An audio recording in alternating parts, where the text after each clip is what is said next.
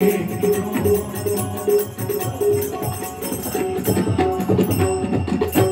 करून चारी पुत्रांना बोलवलं. चारी पुत्र काय ऐकणार म्हणून त्यांना पिझाने जाळून खाक करून टाकलं.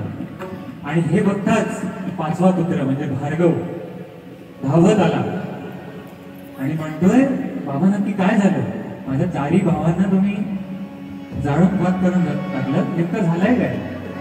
आणि भार्गव म्हणजे परशुराम असे म्हणताय, काय बाबा आज्ञा आहे तुमची, काय बाबा आज्ञा आहे तुमची, काय बाबा आज्ञा आहे तुमची, पण माझी मन कोणाची,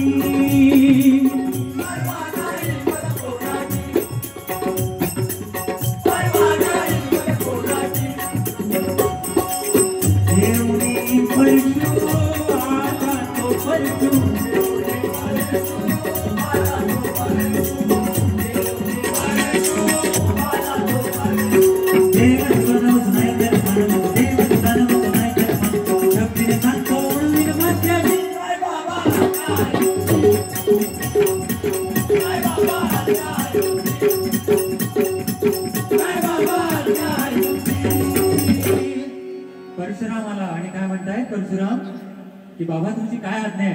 का तुम्हाला इतका राग आलाय?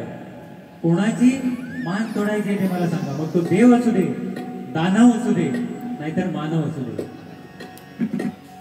हे ऐकताच जमदग्नी ऋषीने काय विचार केला, पहिल्या 4 पुत्रांनी किती माझ्या हक्काचे जरी असले तरी त्यांनी काय माझं ऐकलं नाही. म्हणून परशुरामानं आपली इच्छा सांगण्यापूर्वी, आज्ञा सांगण्यापूर्वी परशुरामांकडून वचन घेतलं की मी जे सांगेन ते केलं पाहिजे. परशुरामाने लगेच वचन देऊन टाकलं, तुम्ही जे सांगाल ते मी आत्ताच आत्ता करणार, मग ते कोणाचीही मान तोडायची असू दे.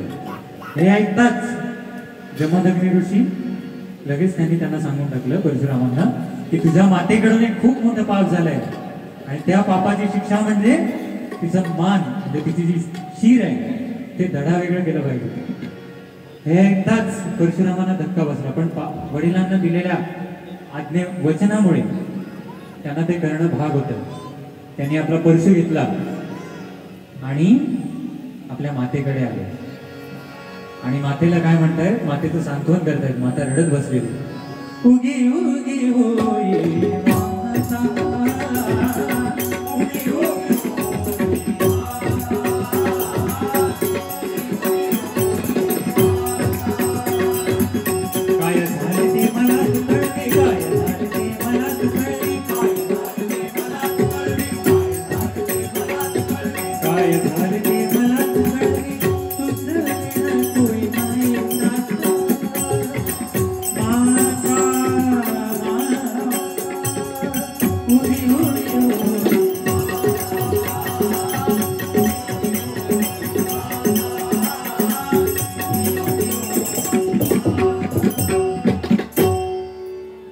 मातेचं सांत्वन करतायत की काय झालंय ते मला सांग.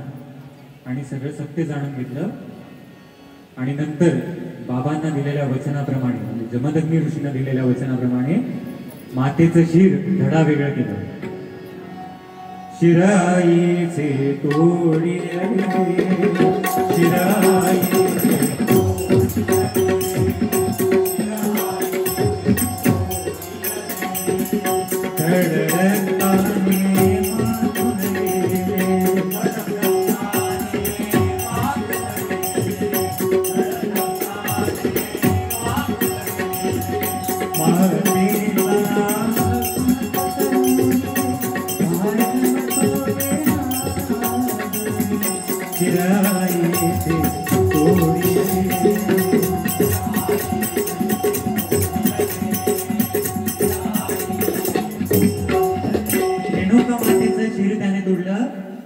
आणि तिथे परशुराम रडत बसले आणि कसं त्या शिरा वेगळ्या धडाकडे बघत म्हणू लागले, वचन दिलं बापाला म्हणून आई तुला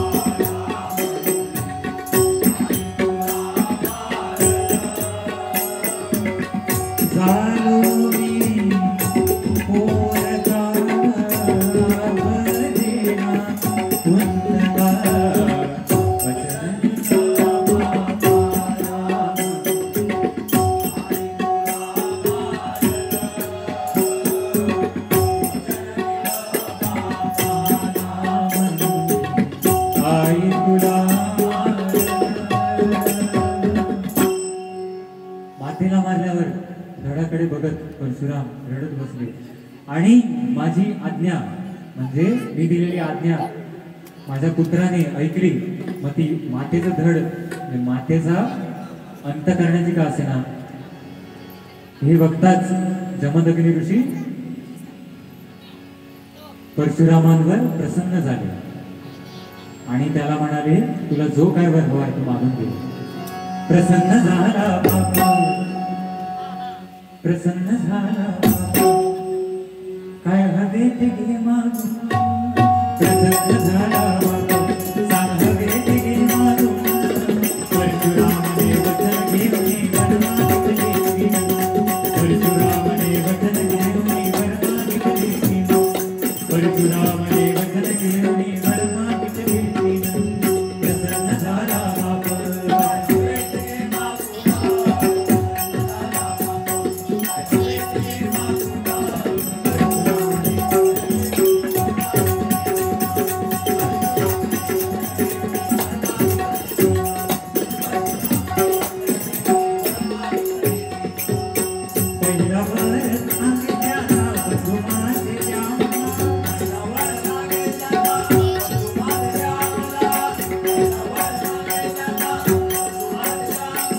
परशुरामाने काय केलं, जमदग्नी ऋषी प्रसन्न झाले बघताच क्षणी त्यांच्याकडून 3 वर मागून घेतले.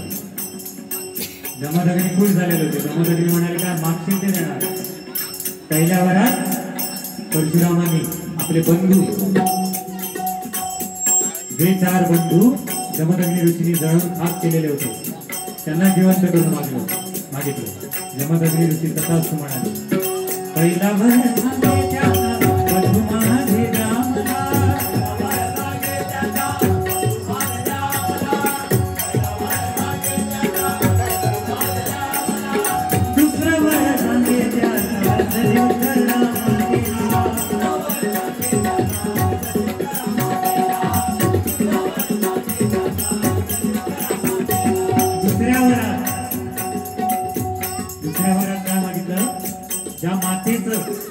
ज्या मातेचा माझ्याकडून तुम्ही अंत करून घेतला त्या माझ्या मातेला जिवंत करा. दुसरा वर सांगे त्या हातात जीव करा मातेला.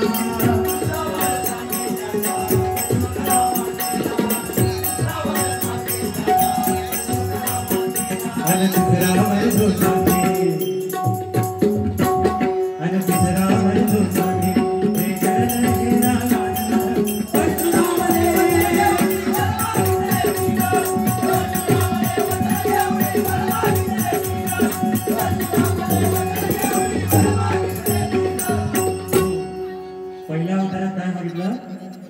माझे बंधू तुम्ही जाळून खाक केला त्यांना जिवंत करा. दुसऱ्या अवतारात रेणुका मातेला जिवंत करून घेतलं. आणि तिसऱ्या वरात तिसऱ्या वरात जो राग ज्या रागामुळे हे सगळं झालं जमदग्नी ऋषींचा राग तो परशुरामांनी मागून घेतला.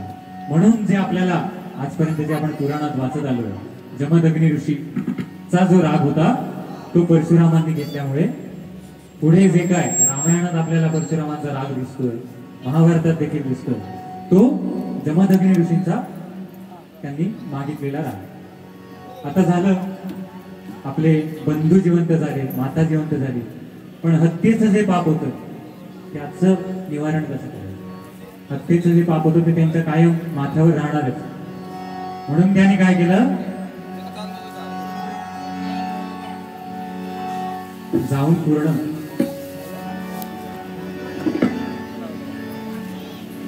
हत्येच्या पापाचं प्रायश्चित्त करण्यासाठी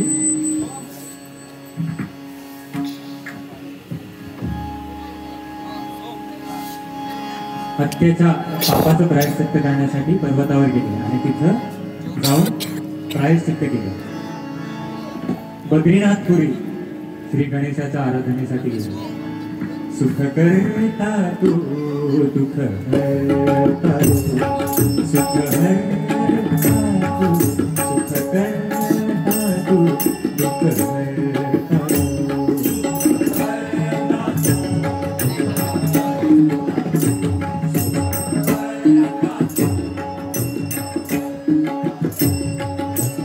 भक्त जना सांभाळ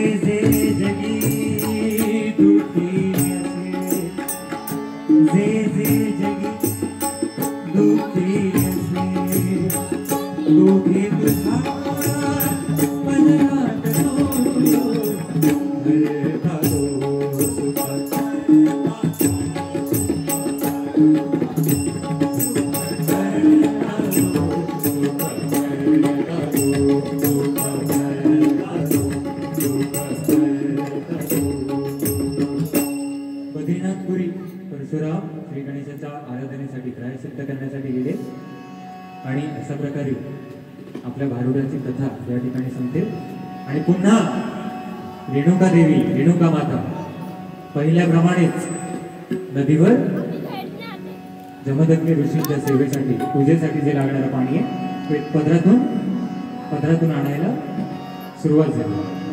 पतिरतेची ऐका कहाणी पतिरतेची ऐका कहाणी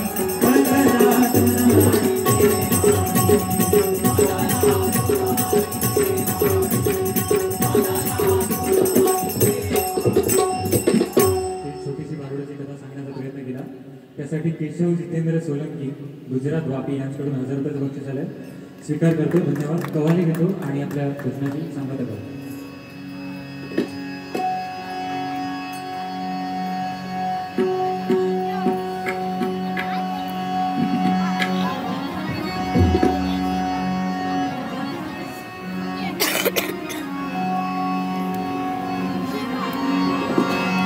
क्या भरोसा है इस जिंदगी का, साथ देती नहीं किसी का.